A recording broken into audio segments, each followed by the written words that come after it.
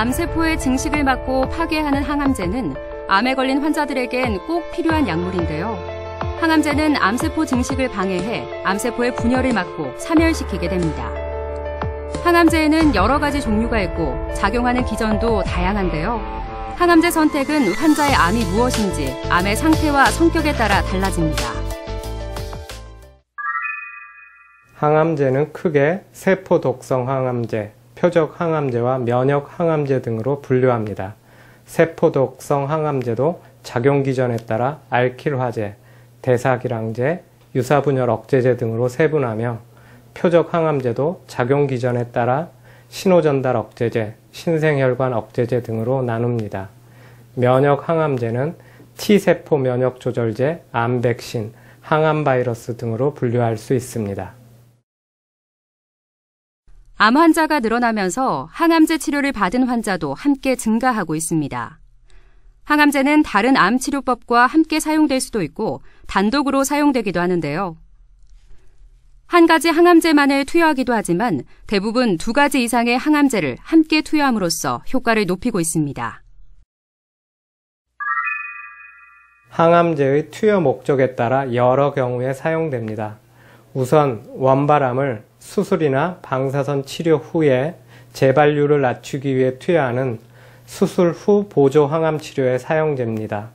그리고 국소적으로 진행된 암 환자에서 수술 혹은 방사선 치료와 같은 국소 치료가 가능하지만 절제 범위를 줄여 환자의 삶의 질을 높이거나 국소 치료의 효과를 높이기 위해 국소적 치료 전에 화학요법이 선행되어지는 경우인 선행화학요법에 사용됩니다.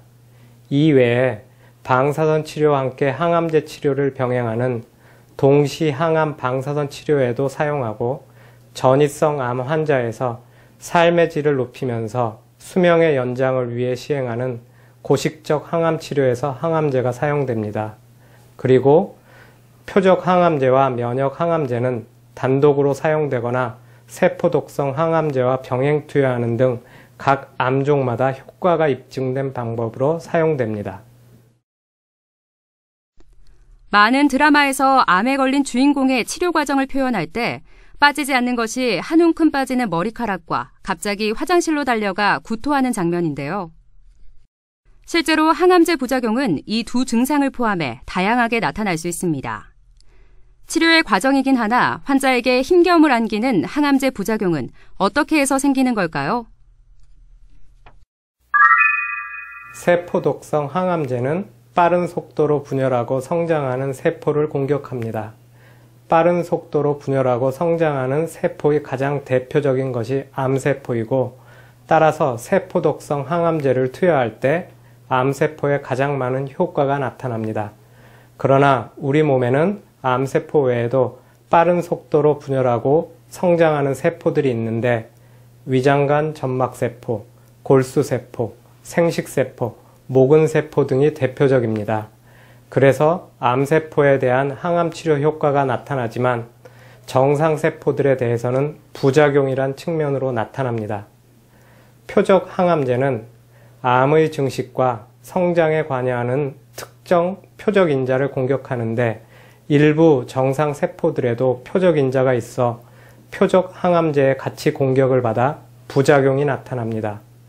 면역 항암제는 암세포가 우리 몸의 면역세포로부터 공격받는 것을 회피하기 위해 내보내는 여러 신호물질들을 차단해서 정상적인 면역세포가 암세포를 공격하도록 하는데 이러한 이유로 면역세포들의 작용이 나타나면서 부작용이 발생합니다.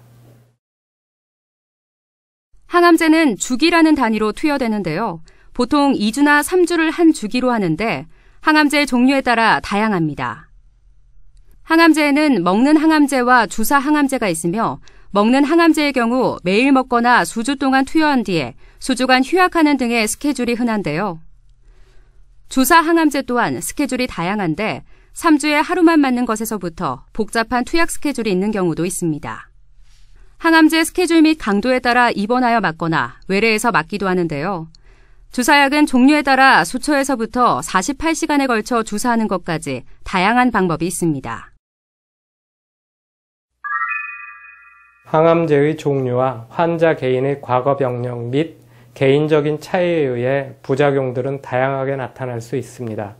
세포독성 항암제를 사용하는 경우라면 가장 대표적인 부작용들은 오심과 구토, 골수기능 저하, 탈모, 설사, 혈액검사의 이상소견, 불임, 근육통과 관절통 등이 있습니다.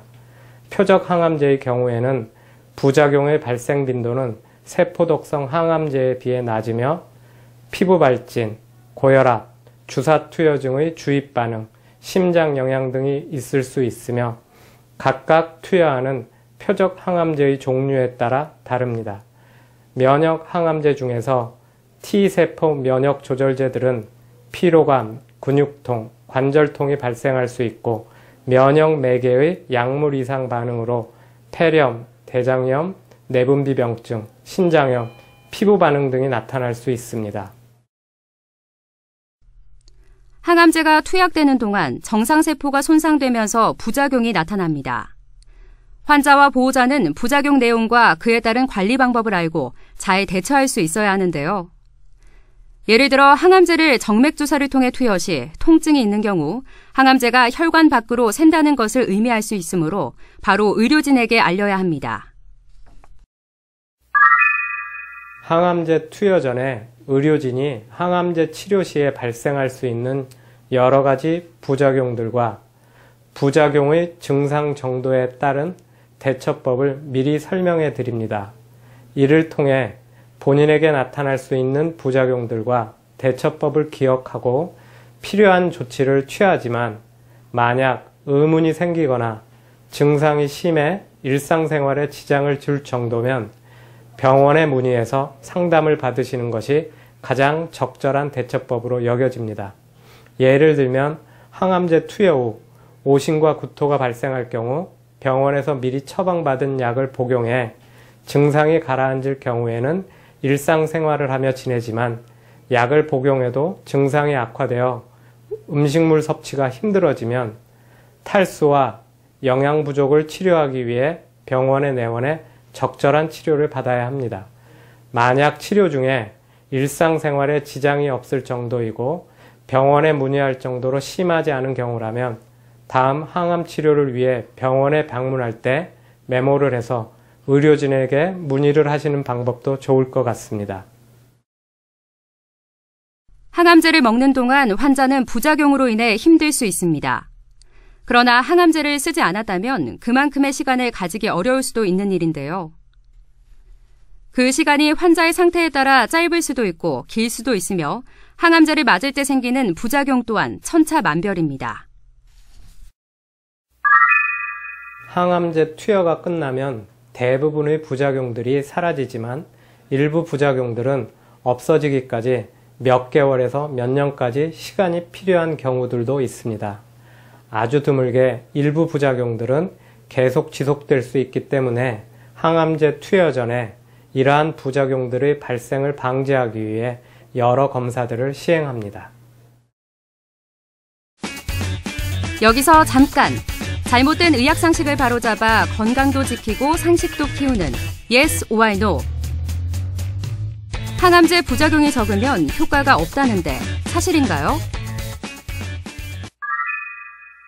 정답은 NO입니다. 대부분의 경우에서 부작용의 정도와 항암제의 효과 사이에 밀접한 연관성은 없습니다.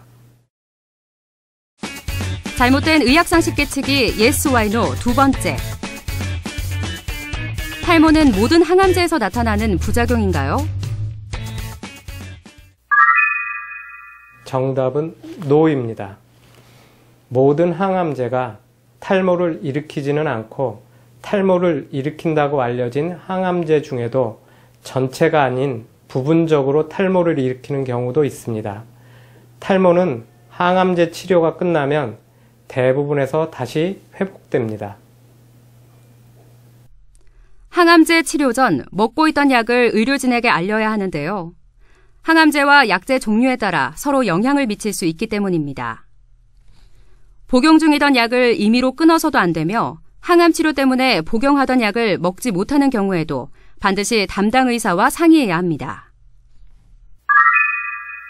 기존의 항암제와 비교해 부작용이 감소한 항암제가 개발되고 부작용의 치료에서도 눈부신 발전을 이루고 있으며 기존의 세포 독성 항암제들보다 부작용이 감소한 표적 항암제와 면역 항암제가 환자들에게 큰 도움을 주고 있습니다. 그렇지만 아직도 고정관념처럼 남아있는 세포 독성 항암제들의 부작용들 때문에 항암 치료를 고민하는 사례들을 접하게 됩니다. 항암제의 부작용이 나타나지 않을 수도 있고 서로 발생하더라도 치료할 수 있음에도 막연히 두려워하고 항암 치료를 주저해 항암 치료가 필요한 중요한 시기를 놓치는 일은 없어야겠습니다.